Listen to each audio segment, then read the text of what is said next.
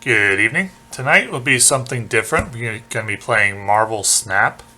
This is my first night playing the game, so it will be this video will go over how to play the game and some gameplay through the introductory ranks. So far this evening I've just gotten my account up to rank 4 and I have not spent any money. This is a very simple game to play. And we'll go over how exactly you play it.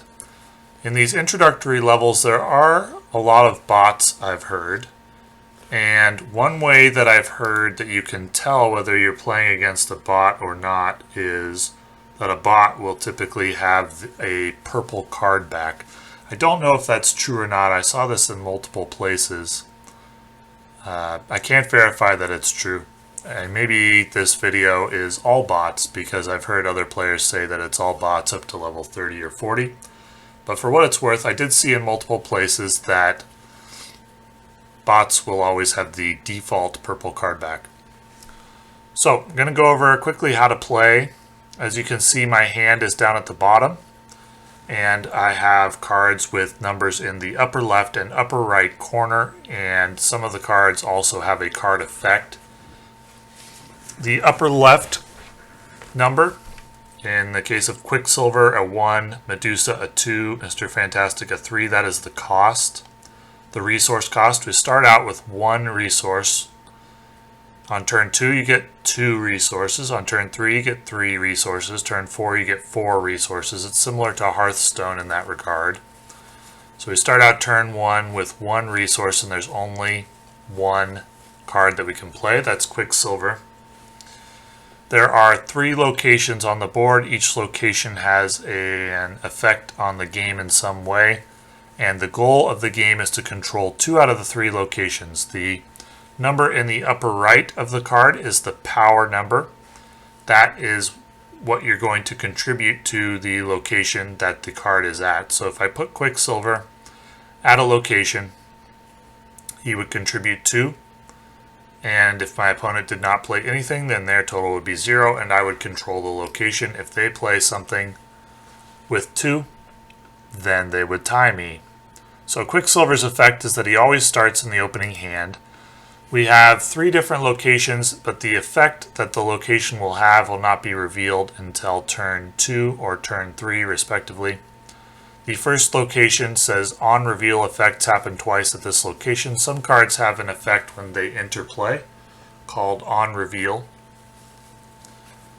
And if a card has that, an effect, an on reveal effect, and they enter at the Camartage location, their on reveal effect will happen twice. Quicksilver does not have an on reveal effect, so I'm not going to bother playing him at that location. And my opponent also plays Quicksilver, but his goes at Camartage. So I'm playing Medusa. Medusa has an on-reveal effect. If she goes on the middle location, she gets +2 power, so you upgrade her to 4 instead of 2. I chose to play her over Sentinel, who also costs 2, because Medusa will give me 4 power for my 2 cost, and Sentinel would only give me 3 power. My opponent plays Lizard. He has an ongoing effect, which is a permanent effect, that he has -3 power if I play 4 cards at the location. So, on turn 3, I have 2 options. I can play Mr. Fantastic. Mr. Fantastic has an effect. If I put him at the middle location, he gives +2 power to the right and left locations. Or I can play Mr. Fantastic in one of my 1-cost allies, Hawkeye or Ant-Man, or I could play Sentinel and Hawkeye and Ant-Man. I'm going for Mr. Fantastic here. He will allow me to be tied at the left location, and he will give me the lead at the right location, which I already had. He'll extend my lead there. And I am behind at the center location. So now all the effects are revealed. The center location, Hellfire Club, cards that cost 1 can't be played here. The right location, Washington, D.C., cards with no abilities have +3 power. I don't have any cards with no abilities in my hand or on the board at the moment. Quicksilver does have an ability, and that ability is that he starts in your opening hand. So now I'm thinking about what to do, and I'm probably thinking Jessica Jones is the play. Jessica Jones has an effect that if I don't play any card at her location next round, she gets +4 power, so she doubles her power if I don't play anything at Washington, D.C. next round. And my opponent plays Cyclops. And now I think my best play here is going to be pretty obviously Abomination. Now, you could make a case for putting Abomination at the leftmost location. We're tied at that location. I chose center, honestly without thinking about it too much, because I was very new to the game and don't really know what I'm doing. I do know what I'm doing in Hearthstone and Lord of the Rings LCG and Star Wars CCG.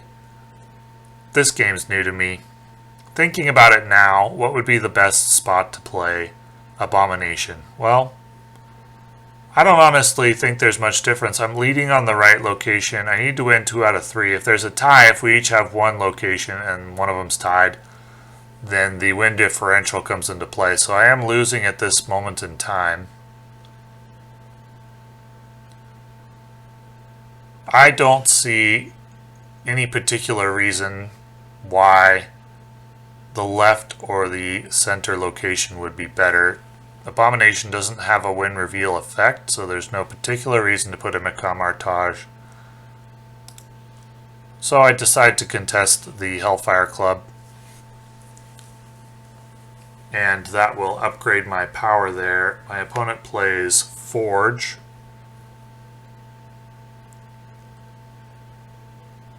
And Jessica Jones gained +4 power because I didn't play any cards at Washington, D.C. So I am leading at the Hellfire Club now and trailing at Washington, D.C. I'm leading overall. And I decide Iron Man is the play. Now, Iron Man doubles the power that you had at the previous location, and I'm thinking that should be sufficient to give me control of Washington, D.C.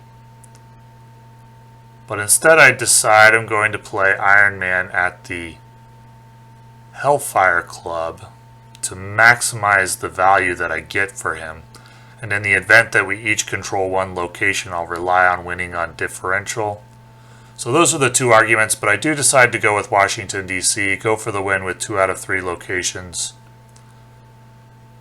And my opponent plays a card at Camartage, which gives him control of Camartage by quite a lot with the Hulk. But I do control 2 out of 3 locations with Washington, D.C. and the Hellfire Club, and so I win.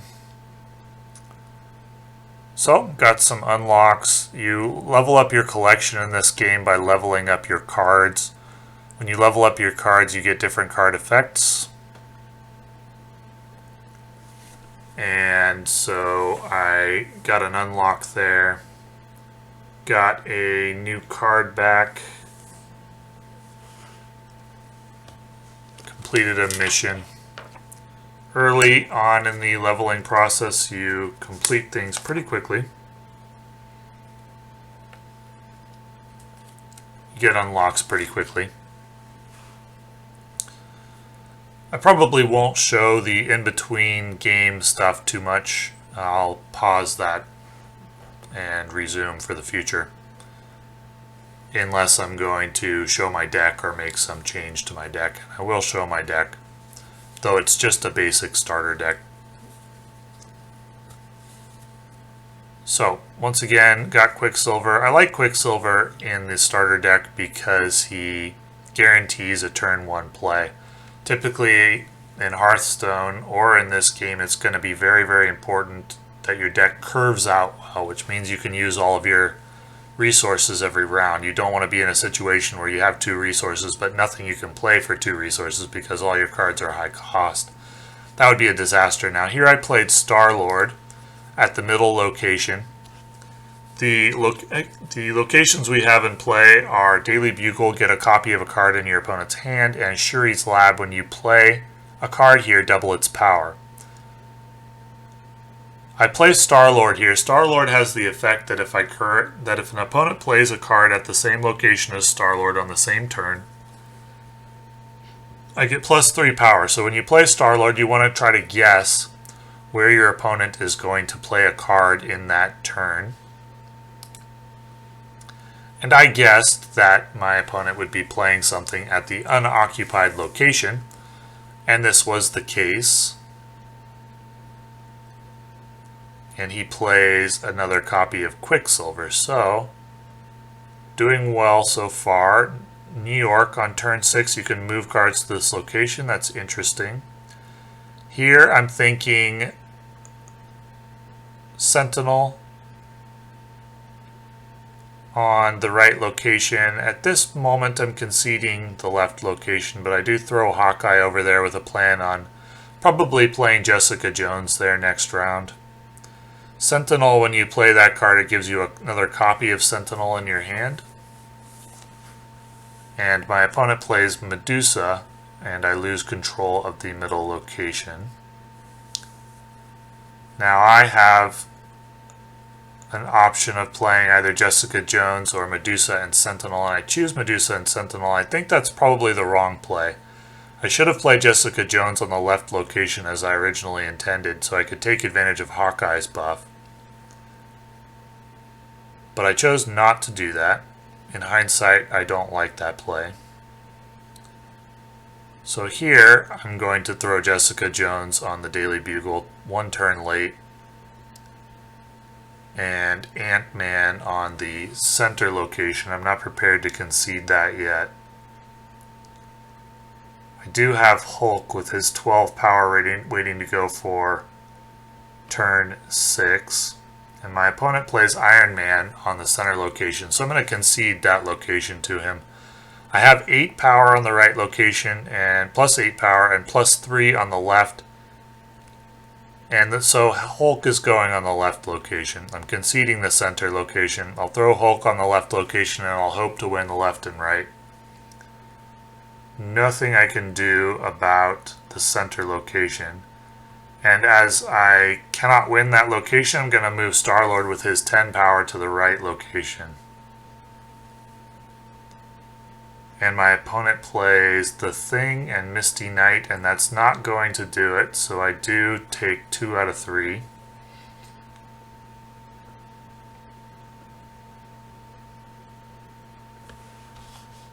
And we'll skip this upgrade part. So here is my deck. It's just the basic starter deck. I think the only changes I made, I put Sentinel into the deck, and I took out, what did I take out? Shocker, I believe, and I put, I think Ant-Man into the deck and swapped out Misty Knight.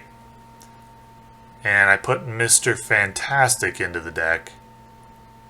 And I swapped out Punisher, I believe.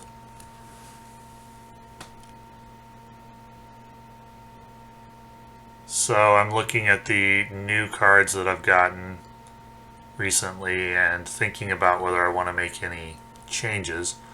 Wolfsbane. Would Wolfsbane be better than Cyclops? Well, if there are 2 cards already at a location, yes. If there are not, then no, and I decide that there's going to be 2 cards at a location often enough to make Wolfsbane better than Cyclops. And we're back into a game.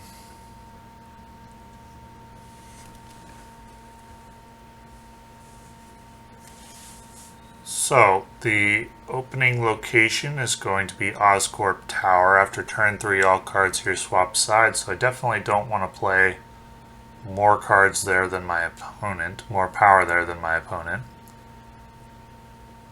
And my opponent opens with Rocket Raccoon on Oscorp Tower. Mirror Dimension on turn 4, transform into one of the other locations, so no idea what that's going to turn into. And I'll get the only 2-drop that I have in my hand out onto the unoccupied mirror dimension. And my opponent is going to play another card on Oscorp Tower and Misty Knight on Titan. 6 cost cards cost 1 less here. Okay. So Hulk will be only 5 cost there. So with my 3 resources, I can get out a 3-power Wolfsbane, or I can get out a 3-power Sentinel and Ant-Man. So obviously the Sentinel Ant-Man play is going to be the play. I have control of Mirror Dimension, not Oscorp Tower, and I'm losing at Titan. But Oscorp Tower's text gives me control of Rocket Raccoon. So now I'm winning 2 out of 3. I think Jessica Jones is the play here. And I'll want to probably concede Titan and focus on the other 2 that I have going forward.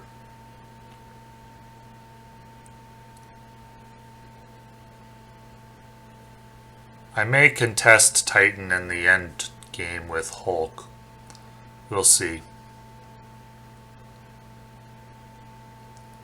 So my opponent plays Cyclops. So I think the play here is to play Hulk on Titan. But I opt not to do that. Instead, I'm going to contest Oscorp Tower with Star-Lord, and it turns out not playing Hulk on Titan was a good move because he would have been wasted there. Iron Man. Hulk would have only brought me to 18. I would have lost that location. And Hulk would have gone to waste. Now I have Hulk and Hawkeye available, or I can use Iron Man. Well, just Hulk if I don't play him on Titan, so Hulk on Oscorp Tower, or, well, now they're both Oscorp Tower. But I opt for Iron Man and a reinforcement on the other Oscorp Tower of Hawkeye. Yeah, I think that play is fine. So I do win 2 out of 3 locations there. Actually, not sure I needed to play Iron Man or Hawkeye there to win. So once again, we'll skip the collection part. And we're back into a game.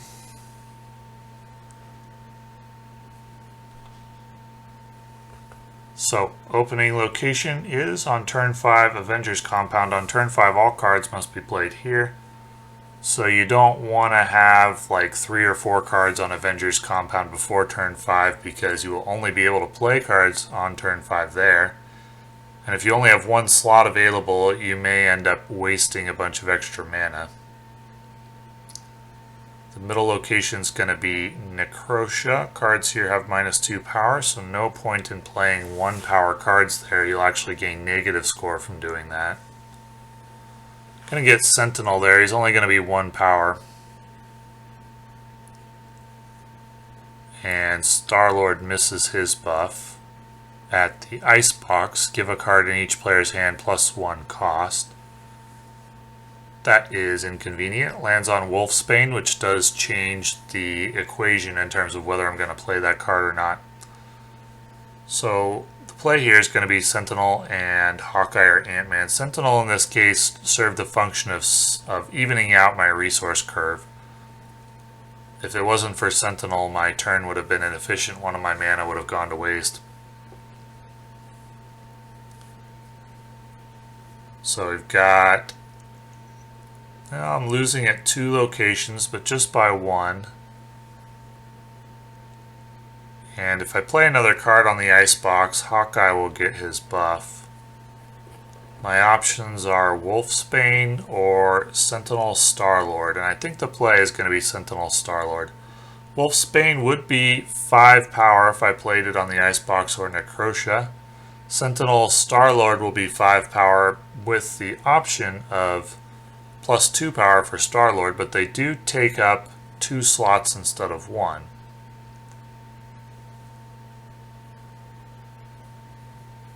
So my opponent plays Sentinel. And turn 5, it's got to be Avengers Compound. So I'll probably play Jessica Jones there along with Ant-Man.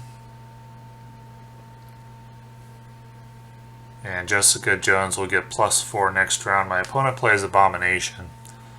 So I don't believe I'm going to be winning Avengers Compound, so I want to win Necrosha and the Icebox.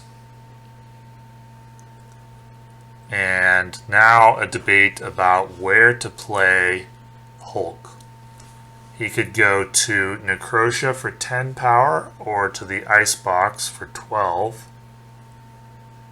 And it's just a question of where I think he's needed more. If I were to play to the Icebox and my opponent plays something big to Necrosha, I'll lose, or vice versa. If we both play to the same location, I think I'll win. And which of these did I think my opponent was more likely to contest? Actually, I don't know if that's such a good move, playing to the Avengers Compound.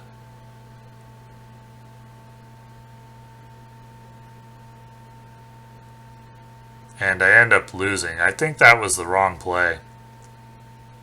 Entirely wrong. It would have come down to a 50-50 chance to win if I'd played on the center or right location. And I think the right location was the better one. But that was, playing at the left location there was not correct in my opinion, in hindsight. But that's what I did, and I paid for it. So, Muir Island, after each turn, give cards here +1 power. So important to get something there phase 1, and this is my first time seeing that location, and I didn't do that, and so I kind of decide immediately I'm going to concede the left location and just go for the center and right locations. Mojo World, whoever has more cards here gets +100 power. So we both play Medusa, and we're tied there, conceding the left location, and the right location is the cloning vats. When you play a card here, add a copy to your hand. So the only possible play I have here is Sentinel, Hawkeye, and it's just a matter of where I want them to go.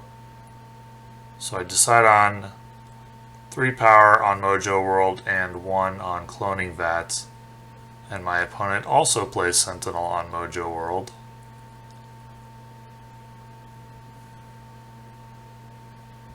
And I get a clone of Hawkeye for the cloning vats. Another copy of Sentinel, so that clone of Hawkeye is actually going to come into play here because I only have a 3 cost and a 1 cost card. So I don't really want to fill up any of the locations in the early game. Filling up a location in the early game tells your opponent there's not going to be any more power added to this location, and therefore allows them to plan very well because they will know exactly how much power they need to take it from you. So my opinion is that you always want to leave one spot open until the last turn, or possibly the second to last turn if you're in a really strong position, because it leaves doubt in your opponent's mind about what the right play is. So my opponent reinforces the left location, which I have no intention of contesting at all, so I'm just fine with that. And I have the lead at the right location, but I'm losing overall. And I'm thinking that Iron Man is the play here.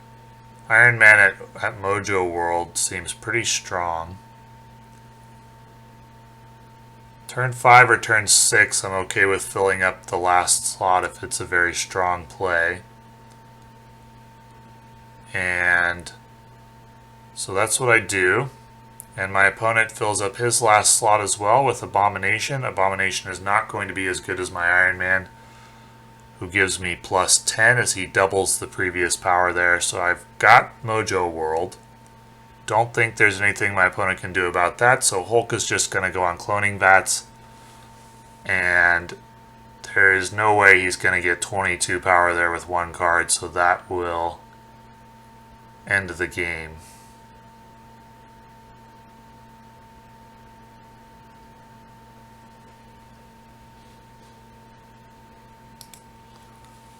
So that's going to be all for this video. This was levels, I believe, 4 to 8. My first night playing this game as a free-to-play player. I enjoyed it. And if you, the viewers, enjoyed this, let me know, and I will put out videos for all of my climb through Marvel Snap. I am a pretty good Hearthstone player. I've been ranked as high as 167 in North America, and so I am confident that I can be a pretty good Marvel Snap player as well once I learn the game and all the cards. And if you would like to watch my journey through the game, let me know and I will record the whole thing and put it up on the channel. So, thank you for watching.